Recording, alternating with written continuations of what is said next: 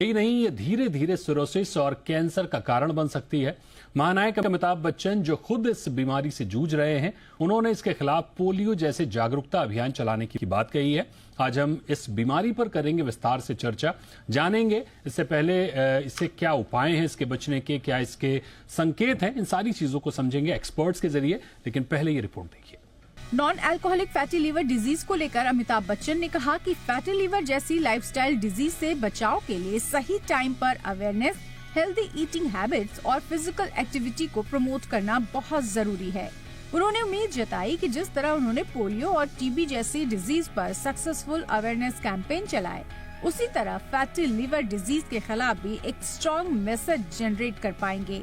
और इस अहम खबर पर हमारे साथ एक्सपर्ट्स जुड़ गए हैं। हमारे साथ हैं doctor Neelam Mohan, senior paediatrics Medanta hospital, और हमारे साथ हैं doctor Shikha Sharma, senior nutritionist.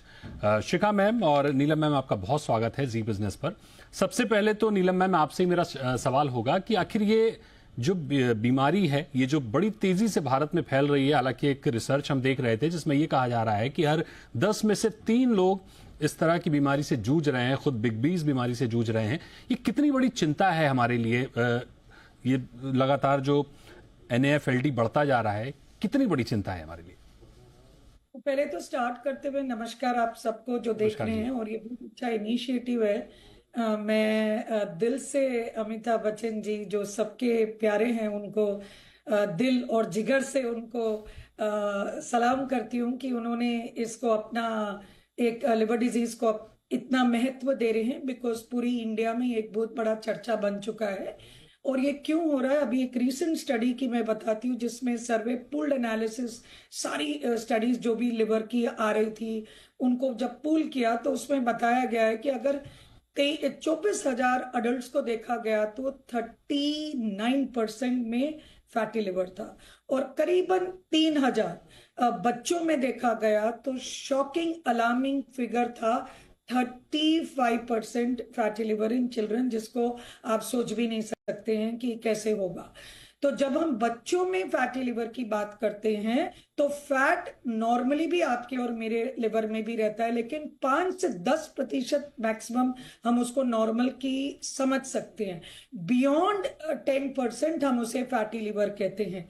या तो वो कोई इन्फेक्शन जैसे वायरल हेपेटाइटिस सी या ऑटो इम्यून हेपेटाइटिस से हो सकता है, या कोई ड्रग्स ले रहे हैं हम जिसमें स्टीरॉइड्स जैसे, या अल्कोहल, या कैंसर से रिलेटेड ड्रग्स, या दौरे की रिलेटेड ड्रग्स, ये सबको भी हम फैट लिवर डिजीज या मेटाबॉलिक लिवर डिजीज, पैदाशी किसी चीज की कमी हो, स्टोरेज डिसऑर्डर्स, विल्सन, ये बहुत ही एक छोटा सा प्रोपोर्शन है जिसको मैं साइड में रखती हूँ। अब आता है non alcoholic fatty liver disease, जिसका नाम हमने पूरे दुनिया में अब बदल दिया है। इसीलिए बदला है क्योंकि नॉन अल्कोहल मतलब कि बच्चे तो अल्कोहल नहीं लेंगे लेकिन उनको भी फैटी लिवर डिजीज है। तो अब इसका नाम है मेटाबॉलिक एसोसिएटेड स्टीयटोटिक लिवर डिजीज। स्टीयटोस मतलब फैटी लिवर डिजीज, मेटाबॉलिक मतलब हमारे खाने पान के कारण से हो रहा है। So metabolic associated fatty liver disease, MASLD या steatotic liver disease, number 1 message में देना चाह रही हूँ। नंबर 2, ये क्यों इतना ज्यादा हो रहा है? This is because of 3-4 reasons हमारे लाइफस्टाइल चेंज में। लाइफस्टाइल चेंज का मतलब नॉट ओनली हमारी डाइट, जिस तरीके से हम पहुंच गए हैं process foods and healthy vegetables, fruit, seeds, nuts भूल गए। बिल्कुल। नेक्स्ट इज हमारी activity level. Third is pollution, that is also one important reason, and activity level, screen time and this. So ये 3 चीजों को जिन सबसे ज्यादा महत्वपूर्ण दूंगी, lifestyle, pollution, your diet and activity level, जिनको मैं सबसे ज्यादा दोषी मानूंगी। 3 बड़े कारण हैं जिनका जिक्र आपने किया, लाइफस्टाइल, पॉल्यूशन और हमारा खान पान। डॉक्टर शिखा, आपसे समझना चाहेंगे कि खान पान जाहिर तौर पर सबसे बड़ा जिम्मेदार इसलिए कहा जाएगा क्योंकि हमारी जो फूड हैबिट है वो पिछले कई सालों में बड़ी तेजी से बदली है, और खासकर बच्चों में हम देख रहे हैं कि ये समस्या बढ़ती जा रही है। कौन से वो खान पान हैं जो सबसे ज्यादा असर डालते हैं लिवर पर? हालांकि हर चीज लिवर से होकर गुजरती है, लेकिन कौन से वो फूड हैं जो सबसे ज्यादा प्रॉब्लम करते हैं? जी, इसमें मैं पहले ही कुछ चीज़ों के बारे में क्लैरिफाई करना चाहती हूँ कि अभी कुछ समय के लिए अगर हम कैलोरी को भूल जाएं और कैलोरी पे फोकस हटा के हम केमिकल पे फोकस लाएं, तो जितनी भी अभी प्रोसेस फूड की बात हुई, let's first begin with something जो कि शायद हम सभी खा रहे हैं, वो है रिफाइंड ऑयल। रिफाइंड ऑयल को रिफाइनिंग के समय में बहुत केमिकल्स का इस्तेमाल होता है, जैसे फॉस्फोरिक एसिड है, उसमें ब्लीचिंग एजेंट्स हैं, उसमें स्ट्रॉन्ग एल्कली एजेंट्स हैं।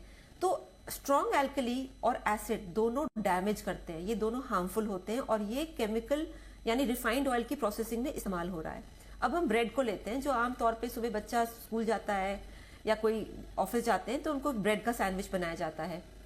उसमें जितने केमिकल्स, 4 से 5 केमिकल इस्तेमाल होते हैं, जिसके अंदर उसकी प्रिजर्वेशन के लिए, उसकी जो डो है उसको सॉफ्ट रखने के लिए, उसके कलर के लिए केमिकल यूज होता है। यानी कि 4-5 केमिकल तो आपकी नॉर्मल ब्रेड में जा रहे हैं, और रिफाइंड ऑयल जिसके हम सब सब्जी वगैरह खाते हैं उसके अंदर भी एसिड और एल्कली मिलाया जा रहा है। तो शुरुआत यहीं से है, क्योंकि जैसे कि इन्होंने कहा कि बच्चों में क्यों हो रहा है, बच्चे अल्कोहल नहीं पीते हैं और छोटे बच्चे की जो एक्सपोजर है वो कम है compare to an adult, but बच्चों में क्यों हो रहा है? क्योंकि बच्चे उतना ही प्रोसेस फूड खा रहे हैं जिसमें ये 4-5 केमिकल्स और ऑलरेडी एक्सपोजर उनका बहुत बढ़ गया है। तो first I would like to say कि जो एक केमिकल अटैक हमारी फूड इंडस्ट्री के थ्रू हमारे शरीर पे हो रहा है, उसी की वजह से ये non alcoholic fatty liver disease और आगे जाके वो इन्फ्लेमेटरी यानी स्टेटोसिस जो है उसमें इन्फ्लेमेशन भी हो रही है और फिर वो आगे जाके कैंसर में तब्दील हो रहा है। तो यानी ये एक प्रोसेस है।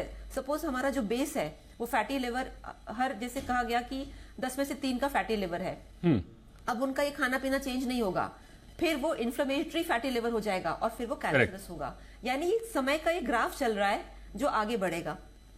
ठीक बात है, यानी शुरुआत से ही हम अपने लीवर के साथ एक तरह से उसको हम टॉर्चर कर रहे हैं और वो टॉर्चर करने के बाद स्थिति कैंसर तक पहुंच रही है। नीलम मैम, आपसे समझना चाहेंगे कैसे पता चलता है कि NAFLD पैर पसार रहा है बॉडी में, क्या सिम्टम्स दिखते हैं?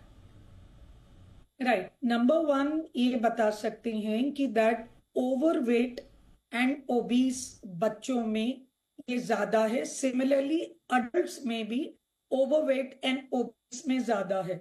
लेकिन आपने अडल्ट्स में भी सुना है लीन आउटसाइड फैट इनसाइड।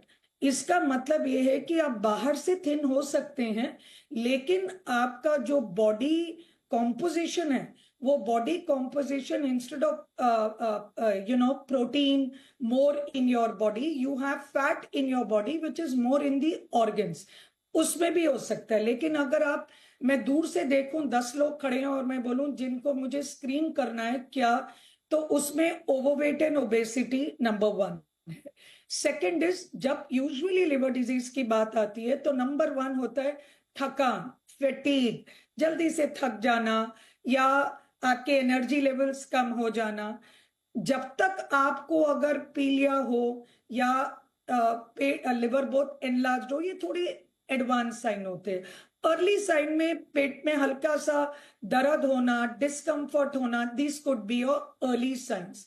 लेकिन एक माँ बाप को कैसे पता चले कि उनका बच्चा ओवरवेट है या ओबीस है? ओबीस तो यूजुअली इंसान यहाँ पे तो इंडिया में हेल्दी बोलना चाहता है, तो पहली बात वो डेफिनेशन गलत है। वो ओवरवेट और ओबीस को हेल्दी कहते हैं, वो हेल्दी नहीं है। Correct. तो number 1 message is a growth chart. जब तक आप एक पीडियाट्रिशियन के पास ना जाएं, मैं इंडियन एकेडमी ऑफ पीडियाट्रिक्स जो पूरी पीडियाट्रिक एसोसिएशन कंट्री की है उसकी प्रेसिडेंट इलेक्ट होने के नाते आप सबको ये कह रही हूं कि आप जरूर अपने नजदीकी पीडियाट्रिशियन के पास जाएं। जब तक वेट हाइट प्लॉट नहीं होगा आपको पता नहीं चलेगा कि आपका बच्चा ओवरवेट है या हल्का है। एंड आप जब वो स्क्रीन करेंगे या अल्ट्रासाउंड से या लिवर टेस्ट से, तब पता चलेगा। बहुत शुक्रिया करेंगे डॉक्टर जयंत बर्वे, डॉक्टर नीलम और डॉक्टर शिखा, आपका बहुत शुक्रिया हमारे दर्शकों को